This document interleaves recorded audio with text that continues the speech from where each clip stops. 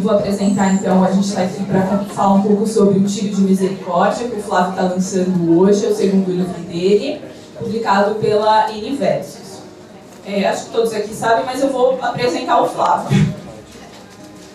O Flávio é escritor e professor universitário, mestre e doutorando em Teoria Literária e Literatura Comparada pela Faculdade de Filosofia, Letras e Ciências Humanas da USP. Ele é o autor do Evangelho segundo Talião e organizador de Dostoiévski e Bergman, O Niilismo da Modernidade. Ele também apresenta o Espaço Heráclito na TV Geração Z. Ao meu lado está o professor Daniel Puglia. Ele é professor de literatura inglesa do Departamento de Letras Modernas da Faculdade de Filosofia, Letras e Ciências Humanas da USP, e ele que assina o prefácio do Tiro de Misericórdia. Para a gente começar um pouco essa conversa, Flávio, eu queria que você... O livro, né, eu acho que a capa é sempre um convite para os leitores, e essa é uma capa, quando a gente olha, assim, um pouco chocante, provocativa. Eu queria saber um pouco, com esse livro, seu segundo filho, como você diz, que convite você faz para os seus leitores, e aí, a partir dessa capa?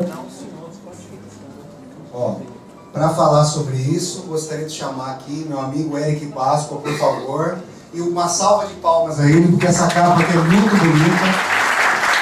O Eric aqui. Eu tinha prometido para ele que eu não o chamaria para frente, mas ele notou o tom irônico do discurso, então ele está aqui agora. O Eric fez essa capa, ela é muito interessante. Eu até faço um rápido preâmbulo.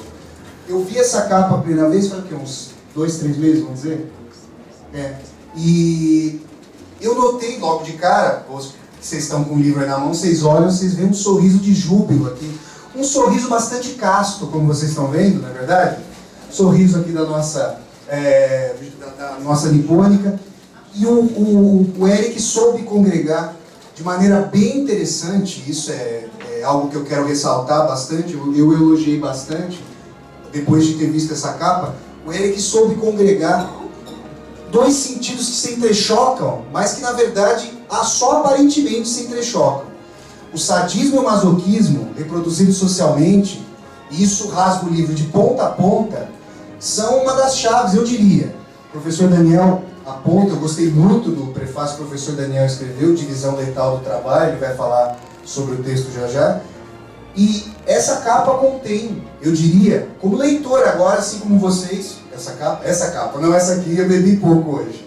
Essa capa congrega um sentido fundamental para os ensaios, aforismos e narrativas que perpassam o Tiro de Misericórdia. Na verdade, se vocês pensarem sobre a própria expressão Tiro de Misericórdia, vocês já vão chegar a um paradoxo praticamente absoluto, que na verdade é extremamente reproduzido e alardeado no tipo de sociedade em que a gente vive.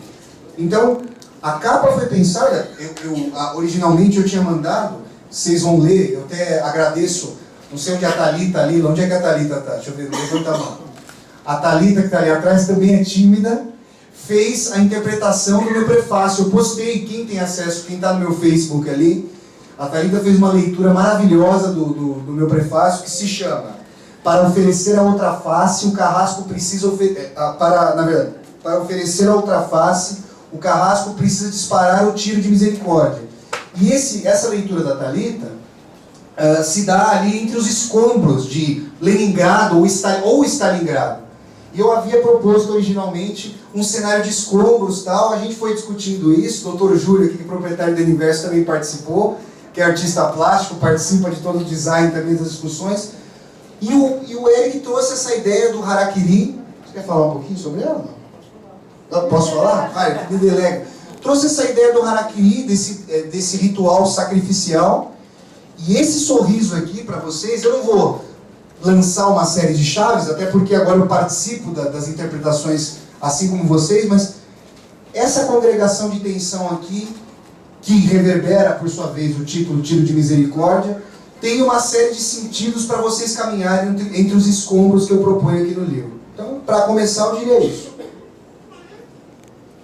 Obrigada. Então, eu agradeço mais uma vez ao nosso querido Eric aqui, pela capa, prestando diligência que ele matou o trabalho. Obrigado, Léo. Agora eu gostaria que o professor Daniel comentasse um pouquinho sobre a partir de qual perspectiva porque esse livro, né, do Flávio Tiro de Misericórdia, reúne ensaios, aforismos, uma série de gêneros, né, e poesia, prosa, faz leituras de filmes, de literatura. Então é uma série, né, de ensaios que a gente poderia chamar de fragmentos. E aí eu queria um pouco que o professor comentasse a partir de qual perspectiva, né, que o Flávio olha, né, para a sociedade, para a arte, e um pouco que um papel do artista, né, quando está conformando a realidade, configurando a realidade numa forma, né, num ensaio, num poema, ele traz muito de um diagnóstico da época em que ele vive. Um pouco qual o diagnóstico que o Flávio faria? Obrigado. Acho que eu vou me levantar só para... Pode aqui? Tudo vai atrapalhar? Não? Só porque o pessoal, como tem muita gente assim, isso aqui é experiência de assembleia política. Só que é bom para não perder o controle, porque a gente começa a ficar meio... Queria agradecer muito ao convite do Flávio, ao convite da editora, a todos vocês. Eu vou tentar ser o mais breve possível, porque numa sociedade movida ao narcisismo, né, a gente tem muito a tendência a ter a paixão pelo microfone, né, cada vez mais. Aqui, acho que o foco é o livro do Flávio, o texto dele, ele mesmo, né, o talento dele, que vocês tenham a oportunidade de usufruir. Eu vou falar um pouco da perspectiva a partir da qual o Flávio analisa, ou até onde eu vejo como ele analisa a sociedade e a história da arte, porque tem muito disso no próprio livro dele. Mas antes disso, de falar dessa perspectiva, e até onde eu vejo que é essa perspectiva dele, falar um pouco como me chegou o conhecimento do Flávio. Eu conheci o Flávio antes através de texto, né, de uma banca de dissertação, qualificação. Para quem não é da academia, tem uma série de etapas que a gente vai fazendo, assim. Então, eu era um dos convidados para analisar o texto dele, e a partir do momento que eu entrei em contato com o texto do Flávio, eu notava que tinha uma tensão lá sobre, na terceira página, mais ou menos, quando começa, um escritor tentando se segurar um pouco e tentando conversar com vários mundos, que são os mundos da academia, né? E o mundo da academia não é um mundo muito diferente do mundo em que nós vivemos, um mundo muito envolvido a violência, inveja, ressentimento, e também algumas paixões boas, como solidariedade, cooperação, etc. E pelo extremo talento que eu notei naquele texto, e depois conversando com ele, e notei que ele era um camarada. Ser um camarada significa ter o coração do lado certo, esquerdo. Eu também notei o seguinte: é nessas horas que a gente precisa sempre ter capacidade de reconhecer o talento, reconhecer o esforço e ajudar. Dar um abraço, um carinho, e falar às vezes quem encontra um parceiro, encontra uma jornada para a vida inteira, né? E aí depois a gente foi conversamos pouco ainda pessoalmente e tal. Ele é uma estrela internacional que viaja muito, assim, então é difícil acertar as agendas e tal. Mas ele me fez o convite de fazer o prefácio do texto dele, do livro dele, e ele já sabia que a minha perspectiva, e aqui atendendo a sua primeira sugestão, que a minha perspectiva é uma perspectiva orientada pelo materialismo histórico, ou seja, uma perspectiva que tende a ver os conflitos e os antagonismos sociais não como fruto apenas do embate entre as ideias, mas sobretudo como um conflito, embate das pessoas reais, movidas por interesses reais, e nesse sentido tentando apontar para uma possibilidade de superação, né? Vulgarmente, isso foi um dos lugares em que isso mais foi parcamente estudado, é a academia, né? E a academia normalmente estuda isso sob o nome de marxismo, e o que mais tem na academia são os marxistas que não leem uma página de Marx. Então, tristemente, você tem visões dogmáticas, você tem visões simplórias do que é. O marxismo que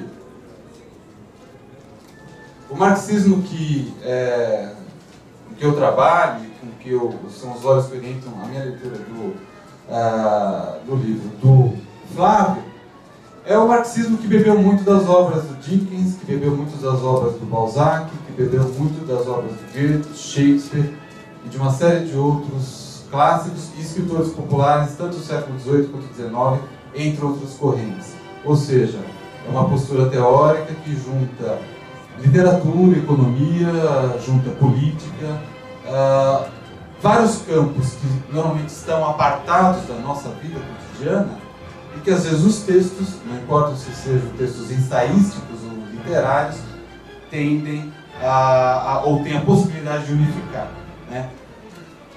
Tendo contato com o texto do Flávio, eu fui percebendo que lá, efetivamente, você tinha um grande documento de diagnóstico da nossa época, e diagnóstico não apenas político, mas artístico e também de subjetividade, de assuntos referentes à subjetividade, e uma expressão, que foi a expressão que eu escolhi para dar título ao prefácio, é uma expressão do Flávio, essa, divisão letal do trabalho, que é uma brincadeira com a divisão social do trabalho. Ela ajudou, e na medida do possível, não sei quanto que eu acertei ou não, na leitura da obra, a entender que essa divisão social do trabalho, ou seja, a divisão que faz com que nós separemos de maneira muito forte trabalho cerebral, trabalho manual, ou a minha área de conhecimento é melhor que a tua área de conhecimento, ou sociólogo não fala com o filósofo detesta biólogo, biólogo acha que matemática é simplista, matemático acha que é verdadeira ciência em detrimento do antropólogo, antropólogo acha que psicanalista é uma derrota do pensamento, etc, etc, etc. Para combater esse tipo de divisão, nós temos que resgatar algo que nossos antepassados faziam e faziam muito bem, né? Que era uma conversa constante entre diferentes áreas do conhecimento, olhando para o que vem da filosofia, olhando para o que vem da sociologia, sem estar muito preocupado com as etiquetas, né? E com os títulos, assim, fazer algo que um rapaz muito promissor começou a fazer na Grécia, um rapaz chamado Aristóteles, que falava disso já. Falava, ou seja, da necessidade de você ativar o pensamento dialético, né? Que é isso, você tentar buscar a totalidade dos fenômenos sociais, a totalidade dos fenômenos que regem a vida, tanto subjetiva como social, quanto histórica dos seres humanos. Bom, a partir daí, o que você nota? Vocês vão ler, a experiência de leitor de cada um dos leitores é muito importante, vocês vão notar que os textos do Flávio, eles são notáveis sobre vários aspectos. E aí, quando você vai lendo os textos do Flávio, você percebe que, ao contrário desse pensamento muitas vezes pedante, muitas vezes abstrato e artificial que reina no mundo da cultura, o Flávio tem um verdadeiro prazer na leitura, nos autores. Existe uma materialidade nisso, né? E que perfaz a obra como um todo. Até onde eu pude ver, existem, e como eu organizei a minha leitura do livro, eu organizei a leitura em 3 grandes eixos. Um primeiro eixo, que é o eixo a mim mais caro, que eu acho que, no meu modo de entender, eu falo muito do narrador, porque eu acho que não é o Flávio só que está aqui, né? É um narrador que existe nessa obra. No meu entender, é onde o narrador se sai melhor. Ele é mais potente, ele é mais vigoroso, e é onde a força das frases, elas iluminam pensamentos, iluminam momentos de reflexão, e que você se depara com algo e fala, eu aprendi muito com isso. Esse primeiro momento, esse primeiro eixo, é o eixo de uma profunda crítica anticapitalista.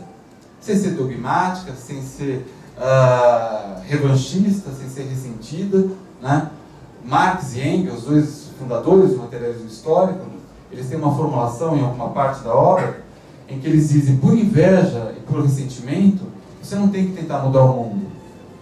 Se você quiser mudar o mundo por conta disso, você corre o risco de se tornar apenas dogmático. Você tem que tentar modificar a ordem social porque você vê profundas desigualdades e que você acredita que elas podem ser superadas. Agora, se você é invejoso, se você é ressentido, se você acha que é porque você não está se dando bem, então assuma a sua própria insignificância ou lute nas regras do jogo para se dar bem, né? Então, essa advertência que eles fazem é uma advertência àqueles dogmáticos de esquerda, que é o que mais existe, né? Aqueles que começam muito como profundos críticos do capitalismo, e aí na primeira oportunidade de comer uma boquinha, conseguir alguma coisinha, vão e aderem como se estivessem fazendo a revolução, com pose de rebelde, né? Sem ter rebeldia nenhuma. Tá? Então, no primeiro grande eixo, que é o eixo ao longo do qual várias das falas do narrador se organizam, é um narrador que denota várias coisas que todos nós percebemos na nossa vida cotidiana. A profunda solidão em meio à metrópole, né? Então, é olhando um filme, é um fragmento filosófico, é um fragmento poético, é um texto de um livro analisado, a profunda, digamos, competição entre os seres humanos, entre nós, nesse nosso momento, né? A profunda vida improdutiva, né? Da escravidão assalariada, que é a escravidão que todos nós, de certa forma, vivemos, né? Quer dizer, acho que a maioria de vocês, eu não, porque eu sou de família de banqueiros, né? Então, praticamente eu não sinto essa premência da escravidão assalariada. Vocês entenderam agora porque eu chamei para escrever o prefácio, né? Porque eu sou Setúbal, né? Daniel Setúbal Púvia. Tá? Então, a gente tira o Setúbal porque nós somos uma família com vastos interesses. Assim. E aí, existem críticas muito interessantes de filme, né, que o Flávio faz, críticas, observações de um olhar, que é um olhar que muitas vezes mistura um pouco da certa ironia do Kafka, né, que eu conheço um pouco mais, e uma certa energia destruidora que aparece nas obras do Dostoiévski, assim, de olhar aquilo, se indignar e falar assim, isso aqui tem que se modificar. Então tem esse primeiro vetor, que é o vetor da profunda crítica anticapitalista. Tem um segundo vetor, que é o vetor mais problemático da nossa conversa, que é uma conversa que vai durar uns 25 anos, mais ou menos, né? Se o Flávio começar a prestar atenção na alimentação, no colesterol, essas coisas, né? E que é a questão, então, a partir desse dado de coisas, como se resolve? Pode se resolver através da superação disso. Desde a Revolução Francesa, a superação do capitalismo foi tentada, em alguns momentos, por revoluções, né? Nesse momento, o narrador do Flávio, ele tem críticas muito ácidas e muito, digamos assim, céticas em relação ao que foram as revoluções, né? E nesse sentido, muitas vezes, e é um apelo que eu faço no prefácio, que é um recado, nós temos que conhecer mais os processos revolucionários, né? Porque existem, inclusive, grande parte da esquerda, a partir dos anos 90, engoliu uma certa mística, uma certa mitificação de que uma revolução é, de repente, um salto no escuro que acontece em 1, 2 dias e que um grupo de golpistas decide e modifica tudo. Quando, na verdade, nós somos frutos de uma revolução, que é a Revolução Capitalista, só que ela tem há muito mais tempo e que nós esquecemos as origens dela, né? Olhando para essas origens, nós vamos perceber que para o feudalismo ser superado, houve quase 3 séculos de lutas, de embates, para que você modificasse o modo como a propriedade, o modo como o regime de trabalho era feito do feudalismo para o capitalismo, né? A Revolução Francesa, a Revolução Norte-Americana, a Revolução Inglesa de 1688, elas foram momentos de superação que apenas condensaram períodos de gestação e que aí você começa uma nova etapa histórica. Não necessariamente que as pessoas acham, isso é uma distorção também. Você tem um processo revolucionário, um dia de revolução, no dia seguinte todo mundo acorda se abraçando, cantando mantras de felicidade e solidariedade universal, quando não é isso que acontece. É um processo que é longo, é árduo, é duradouro e tem que ser feito a partir de educação, a partir de conversa, e saber, muitas vezes, isso é importante, que você não pode jogar reformas extremamente importantes, né? Que é as reformas que desembocaram muitas vezes em momentos de profunda contradição que acontecem na Revolução Francesa, nas revoluções de 1848, na Comuna de Paris, na Revolução Russa de 1905, na Revolução Russa de 1917. Revoluções que simplesmente mostraram ou colocaram a nu contradições que estavam acontecendo ao longo do tempo, né? E muito violentas para a experiência das pessoas que viviam isso, né?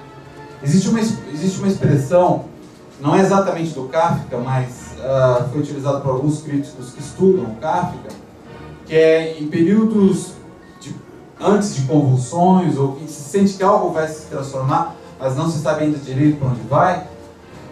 O Kafka utilizava a expressão como se eu vivesse num exílio pré-fascista, né? E ele escrevia isso antes da década de 20, ele morreu em 23 ou 24, se eu não me engano. Ele não chegou a ver a ascensão do fascismo, mas ele sentiu que existia um fermento, ou seja, existia um ovo da serpente de um período cada vez mais movido ao individualismo, cada vez movido mais à competição, a egoísmo, e que podia, assim, ou se tentava superar isso por um outro patamar, ou você corria o risco de barbáries, né?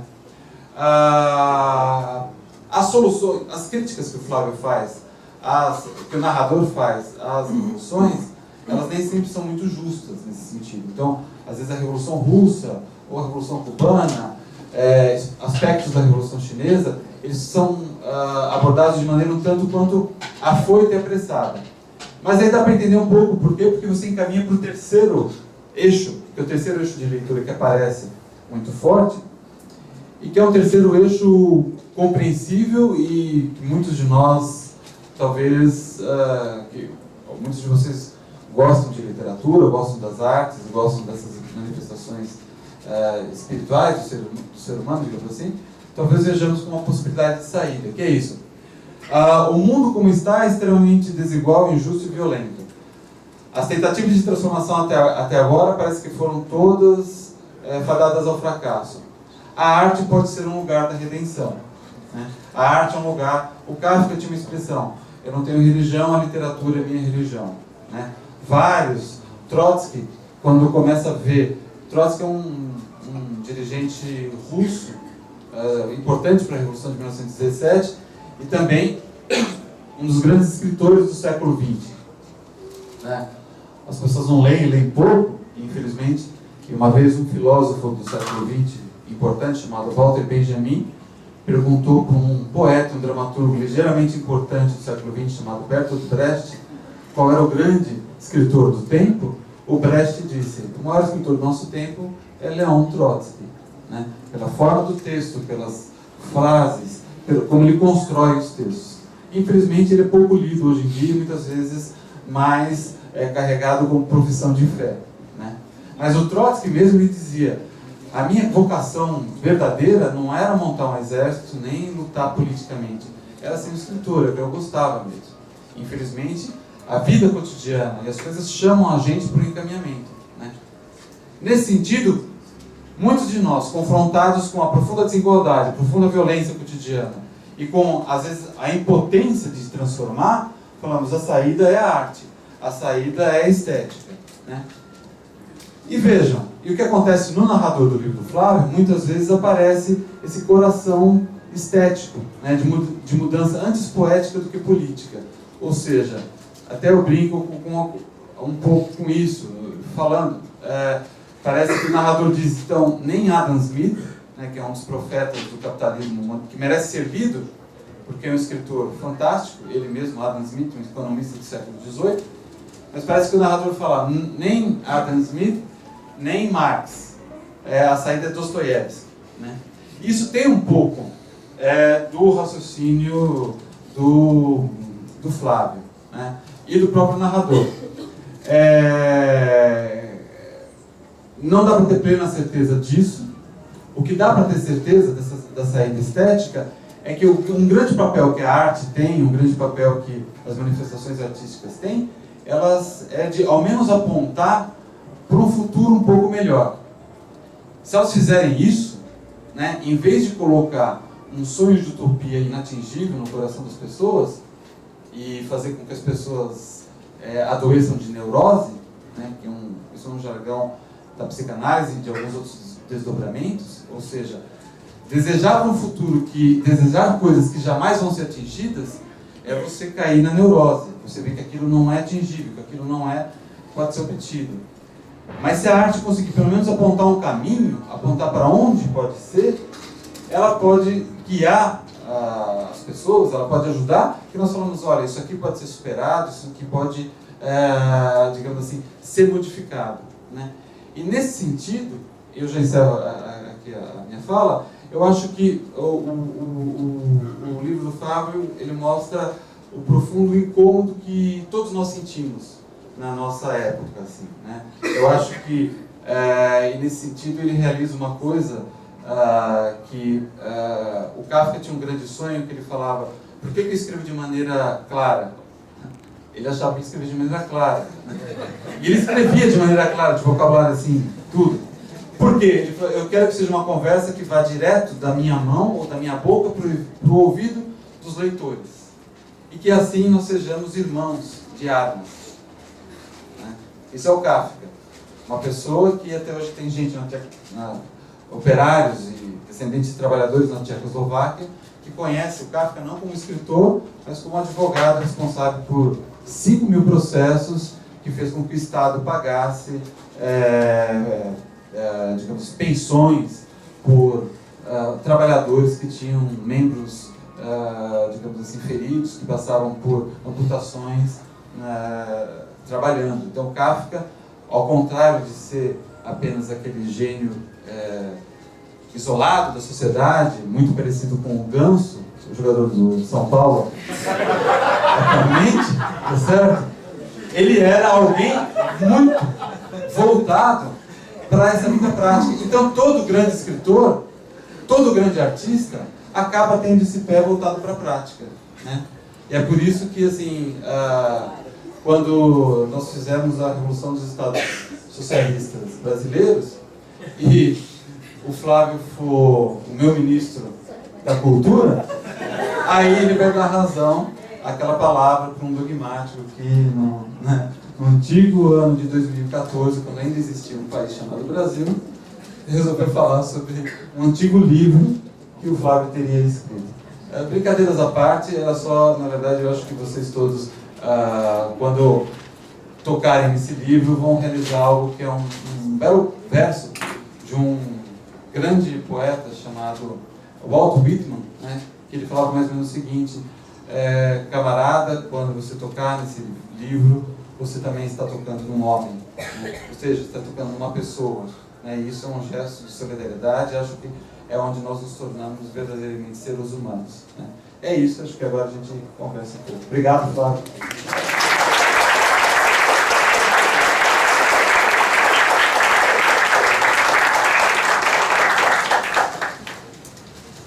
Flávio, eu queria que você, um pouco para dialogar com o que o professor acabou de falar, da sua crítica do capitalismo, eu acho que, e também que você mostra esse prazer e pela literatura, pela produção análise social, muito quando você faz as suas leituras de filmes. E aí, não sei se você pudesse contar um pouquinho, resumidamente, do Dançando no Escuro, porque eu acho que combina muito com o nome do livro, Tiros de Misericórdia, e essa questão da crítica ao capitalismo. E também, trazendo um pouco para o contexto brasileiro, quando você for... Oi? Pode falar. Um pouco do contexto brasileiro, também da crítica do capitalismo, da nossa desigualdade, você cita, né, num dos seus ensaios, um poema do Francisco Alvim, que eu vou falar para vocês. É um poema bem curtinho, que é de um livro chamado Elefante. É bom, mas é muito misturado. Do Parque, né? O título desse poema é Parque e diz, é bom, mas é muito misturado. Então, se você pudesse comentar a partir, para dar materialidade um pouco a essa crítica ao capitalismo, só para dar um gostinho para o pessoal que está aqui. Bom, em primeiro lugar eu vou agradecer muito ao professor Daniel. Quando ele contou, ele fez parte da minha qualificação do doutorado agora em março, dia 27. Era um contexto bem conturbado, como foi esse semestre todo aí na minha vida, por uma série de circunstâncias. E eu não conhecia até então o professor Daniel, meu orientador, o professor Jorge Almeida, chamou o professor Daniel e realmente ele teve, os comentários que ele fez ao meu texto na ocasião foram maravilhosos e com um sentido muito, muito humano mesmo. O professor Daniel mencionou, ele tem uma aptidão muito grande, tem modéstia também, é uma combinação bastante inusitada na academia, como ele mesmo colocou. Depois da qualificação, eu chamei o professor Daniel ao Espaço Heráclito, que é o programa que eu apresento ali na TV Geração Z. O professor Daniel esteve lá no Espaço Heráclito para nós conversarmos sobre literatura, revolução e reação. Então essa discussão que ele propõe no prefácio, a divisão letal do trabalho, esse termo, só para fazer um comentário rápido, está no segundo ensaio aí do Tiro de Misericórdia, que é, deixa eu só me refrescar após o vinho aqui, né? Está no o sadomasoquismo como fundamento da banalidade do mal.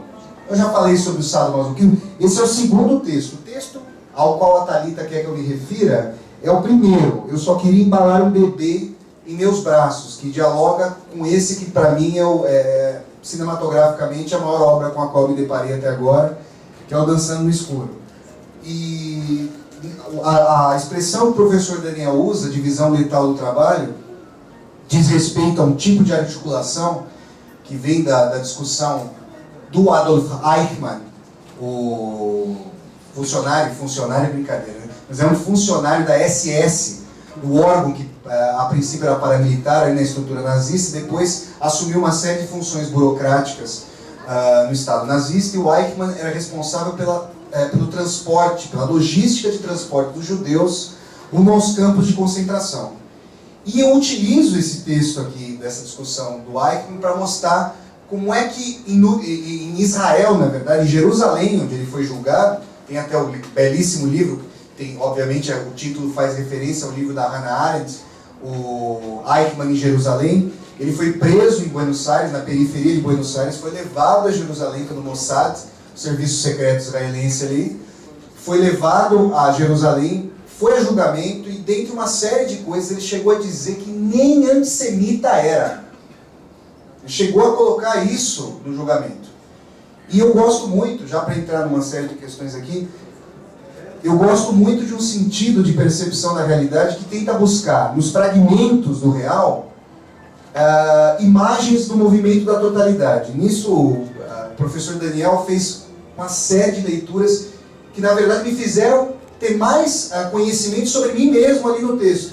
É muito interessante essa experiência. Por isso que quando vocês, vários de vocês já vieram conversar comigo, trazer expressões, tanto sobre os textos que eu vinha publicando lá no Jornal Rascunho, quanto sobre o Evangelho segundo Talião, meu primeiro livro, lançado aqui ano passado, e agora eu espero esse diálogo sobre o Tiro de Misericórdia.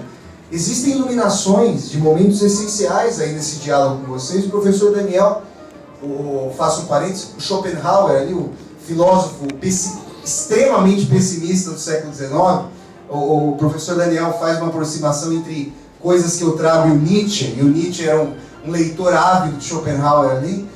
O Schopenhauer diz que o autor empresta seus olhos para o leitor, de tal maneira que o leitor passa a ver o mundo mediado por essa relação com a autoria.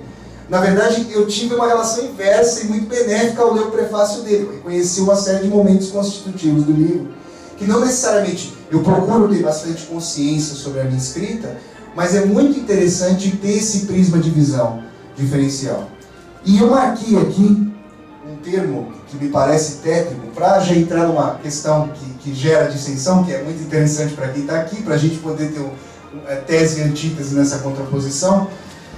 Essa experiência do socialismo real, ela me traz... Eu não vivi, eu vivi na Rússia, não na União Soviética, então eu vivi na Rússia durante o meu mestrado, eu fiquei um ano lá. E agora, de forma bem interessante, eu vou cruzar a fronteira ocidental da Guerra Fria na segunda-feira. Eu vou para os Estados Unidos, vou ficar um ano lá para terminar o doutorado.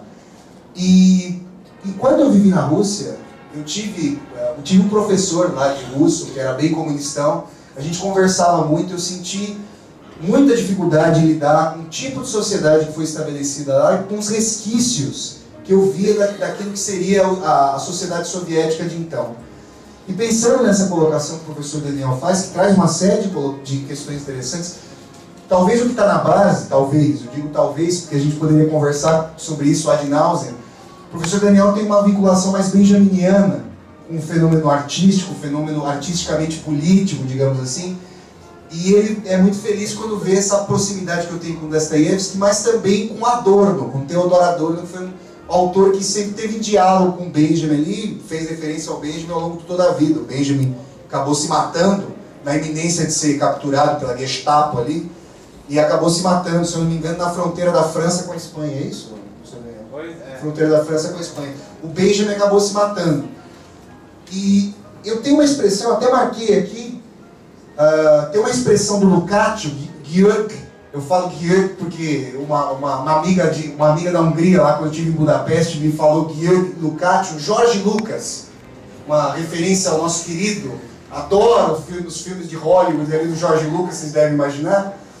E o Lukács, esse grande autor ali, que inclusive foi ministro da Cultura, aliás, a hora que ele falou do Ministério da Cultura, me lembrou a noção do Lukács. O Lukács, a princípio, proscrevia o Kafka, tinha uma relação difícil com o Kafka, justamente porque ele estava procurando por um tipo de realismo, e ele via no Kafka um desvio, nesse primeiro momento, das premissas daquilo que seria uma arte engajada, ou socialista, uma arte que apreendesse as contradições do real e contribuísse para a construção da nova sociedade socialista. Vamos colocar assim.